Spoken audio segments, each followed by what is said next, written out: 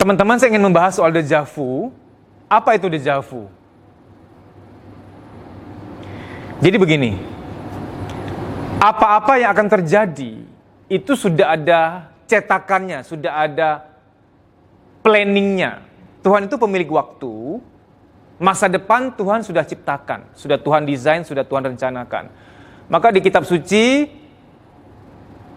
tanda-tanda akhir zaman itu jelas. Kok sampai di kitab suci sudah ada tanda-tandanya? Karena memang apa yang akan ada di masa depan sudah Tuhan desain.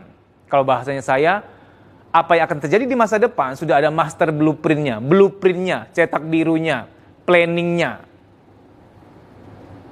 Ya, sama seperti arsitek sebelum dia kemudian menjadi konsultan untuk membangun suatu gedung, dia sudah ada blueprintnya. Dia bikin dulu blueprintnya. Apa yang akan terjadi di tahun depan, minggu depan, bulan depan, atau mungkin besok, sudah ada hal-hal yang akan terjadi itu. Nah, di orang tertentu, di beberapa orang, waktu dia sedang berdoa, mungkin sedang sembahyang, sedang khusyuk banget. Entah gimana caranya, saya nggak tahu, ini yang saya nggak tahu, di alam spiritual. Ada bocoran, ada file yang mampir di alam bawah sadar dia. Dan waktu memori itu mampir, bocoran itu, file itu mampir, dia belum ngeh. Oke? Ngeh-ngehnya waktu nanti kejadian. Kok kayak pernah ya lihat daun ini persis nih. Aku memegangnya juga persis pakai jam biru ini, kok bisa persis gitu ya. Ada warna merah di sini, kok bisa persis ya. Tapi sumpah, gue baru pertama kali ke sini. Belum pernah, beneran. Tapi kok kayak pernah gue ke sini. Sebenarnya bukan pernah, bukan. Ada bocoran yang pernah mampir. Tapi waktu mampir kamu nggak tahu. Tahu-taunya waktu mengalami lalu otak mencocokkan dengan memori yang pernah mampir. Oke. Saya berikan ilustrasi biar kamu ngerti. Misalkan saya kan lagi ikut sebuah acara gitu ya. Dan saya bawa tim saya beberapa orang. Saya duduk samping-sampingan dengan tim saya. Ada saku kan di kemeja saya nih. Entah gimana caranya, iseng kek siapa kek gitu ya. Tiba-tiba dia selipin memory card. SD card, tahu ya SD card tuh yang untuk kamera, untuk handphone juga bisa. Dia selipkan, kan kecil tuh. Pas pulang mau mandi, kalau mandi kita kebiasaan keluarin apa uang, keluarin dompet, apa kertas, mengosongkan pakaian untuk dicuci kan, termasuk kosongin di sini. Apa ini? Kok kayak memory card siapa nih, SD card siapa nih? Udah taruh aja, siapa tahu nanti punya teman, punya tim saya, nanti besok saya tanyain punya siapa. Saya biarin, itu kan haknya orang lain, punya orang lain. Besok lusa saya tanya, kamu ada masukin memory card ke sini? Enggak, karena dibilang nggak tahu. Setelah 3 hari kemudian, penasaran punya siapa? Ya udahlah, memang nggak boleh buka punya orang lain sih. Cuman kalau aku nggak buka, aku nggak tahu ini punya siapa. Siapa tahu ada fotonya, aku bisa kembaliin. Dibukalah, aku masukin ke laptop, aku buka. Ada foto ini, foto si A, si B, si C. Nah gitu ya. Ada memory card dititip ke saku saya, tapi saya nggak ngeh waktu dititipin. Ngeh-ngehnya waktu dibuka nanti. Oke? Nah itu sedikit ilustrasi untuk déjà vu.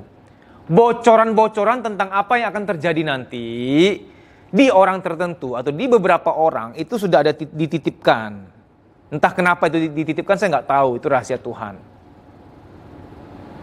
Nah, ngeh-ngehnya waktu kejadian, kok kayak pernah ada di ruangan ini ya, lampunya begini, karpetnya begini. Tapi sumpah, gue baru ke ruangan ini ya kali ini. Kalau gue nggak ikut trainingnya Mas Didi, nggak mungkin juga gue ke ruangan ini.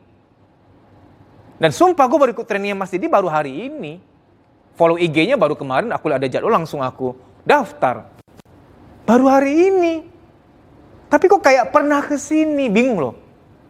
Ini kayak pernah kejadian, tapi yakin banget gue belum pernah ke sini. Kenal Mas Didi aja baru belakangan dan baru ikut trainingnya kok. Berarti kejadian bahwa engkau ikut trainingku itu sudah ditakdirkan. Memang harus terjadi gitu loh. Ngerti kan maksudnya? Nah jadi, tidak ada yang kebetulan dalam hidup ini. Sehelai rambut jatuh pun atas izin Tuhan. Apalagi bahwa engkau ikut trainingku yang sebesar itu. Rambut aja kecil diizinkan, ditakdirkan, apalagi kejadian besar lainnya. Nah, bedanya dengan firasat, intuisi. Firasat dan intuisi itu hal yang sama ya. Intuisi kan bahasa Inggrisnya intuition, bahasa Indonesianya firasat. Intuisi atau firasat bedanya begini. Itu ketahuannya di awal. Oh, aku ada firasat akan begini, akan begitu. Aku punya intuisi akan begini, akan begitu. Waktu memori nyampe, dia langsung sadar. Dan dia akan ambil keputusan. Déjà vu itu dibayarin di belakang. Kalau intuisi dibayar di muka. Kalau déjà vu dibayar di belakang. Dibayar di belakang itu artinya baru ngeh. Ada bocoran itu waktu kejadian. Kok ketemu mbak ini pakai hijab hitam? Kok kayak pernah kejadian ya? Nah, baru ngeh itu waktu ketemu. Baru waktu kejadian baru ngeh. Kamu sebenarnya bukan pernah ngalamin itu. Nggak pernah ngalamin sebenarnya itu pertama kali. Cuman waktu kejadian ini, otak langsung mengkonek dengan suatu memori lain. Itu yang dulu tuh pernah dititipin gitu loh. Karena waktu itu memori dimasukin ke alam bawah sadar.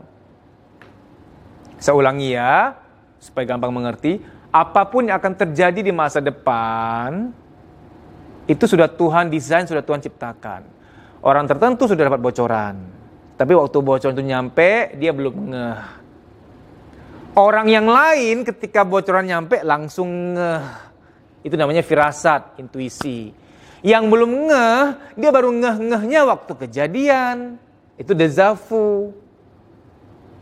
Nah, selagi saya ingat, firasat, intuisi kan hal yang sama.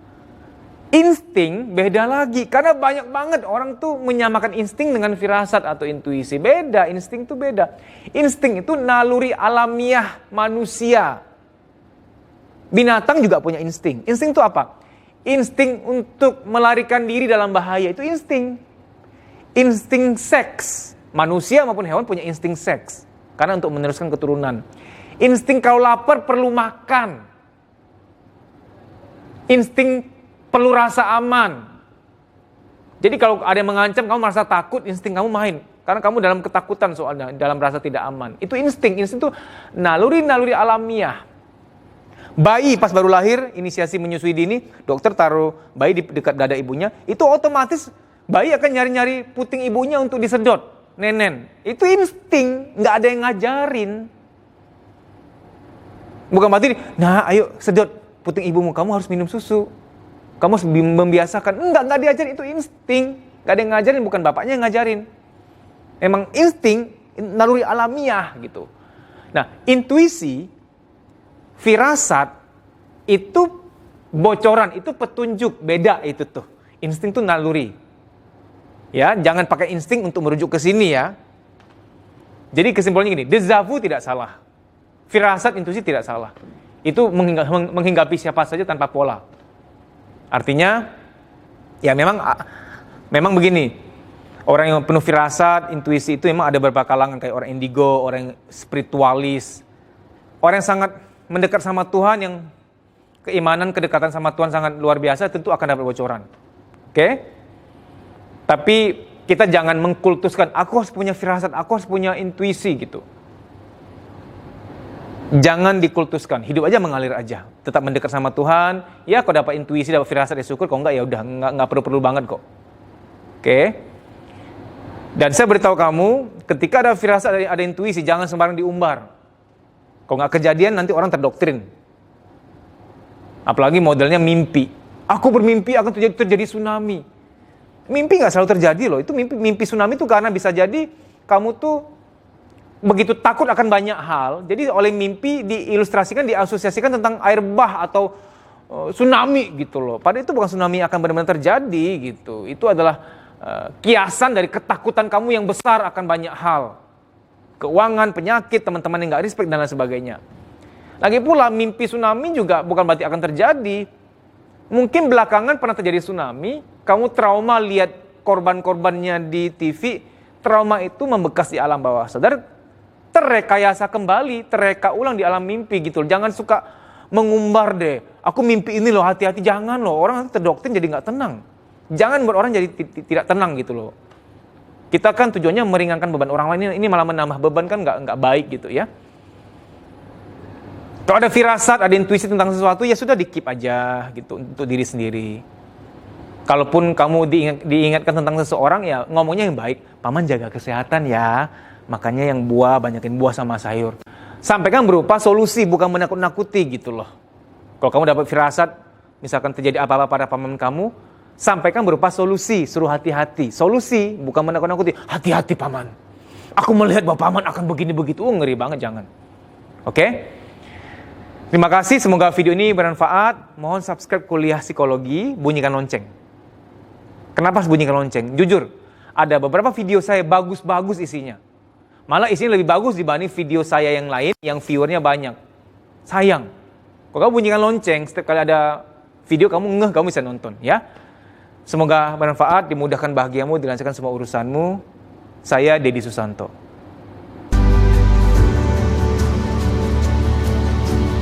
Training yang diberikan benar-benar berbeda, full dengan pendekatan terapi psikologis.